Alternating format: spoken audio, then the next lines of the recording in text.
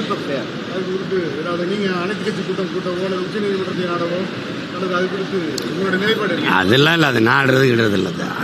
தேவையற்ற வேலையை செய்து பிஜேபி எப்படின்னா, எந்த வேலை இல்லைன்னா மக்களை, ஹிட்லர் சொன்னதான், மக்களை எப்பவுமே பதட்டமாக வச்சிரு, அப்போ தான் நம்ம என்ன தவறு செஞ்சாலும் அவனுக்கு கவனத்துக்கு போகாதுன்ட்டு.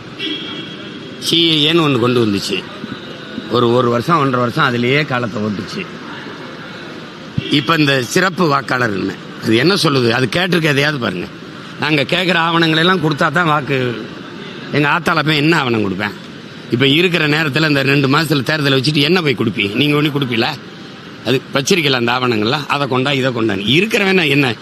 ஏற்கனவே இறந்தவன்லாம் இந்த இதில் இருக்கான், இறந்து போனவங்க இந்த வாக்காளர் பட்டியலில் பேர் இருக்குன்னா அதை நீக்குங்க, கண்டு கொண்டு வந்து நீக்குங்க.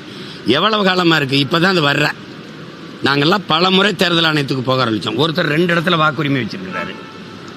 அதையெல்லாம் நீங்கள் முதல்ல கண்டு நீக்கியிருக்கணும், இவ்வளோ காலம் நீக்கியிருக்கணும். சரி, இல்லை நீக்கிறீங்க, அது செய்யுங்க. சரி, அதுக்காக ஒவ்வொரு வாக்காளரும் நாங்கள் கேட்குற புதிய ஆவணங்களை கொண்டு வான்னா அது எங்கே போய் கொண்டு வருவான்? இதே வேலையா? கொண்டு வந்து கொடுக்கும்ல, நீக்கி விட்டுருவேன். நோக்கம் என்ன? அங்கே பல லட்சம் பேர் வெளியே இருக்கான். 70 லட்சம் பேர்கிட்ட 44 லட்சங்கிறான், 70 லட்சங்கிறான். ராகுலே 60 லட்சம் பேருன்றான், அங்கே இருந்து எல்லாரையும் தூக்கிட்டான்றான். இப்போ அவனெல்லாம் இங்கே வந்து இறங்கியிருக்கான். அந்த பீகாரியனுக்கு கூட வாக்கு கொடுக்கணும். நீங்கள் 6.5 லட்சம் பேர்னு சொல்கிறீங்க. அது எனக்கு பயனா 3 தொகுதி, என்னோட தொகுதியில் 3 தொகுதி, அவன் 6.5 லட்சம்னா. அப்புறம் கடைசியாக அது பீகார், இன்னொரு பீகார் ஆயிரும்.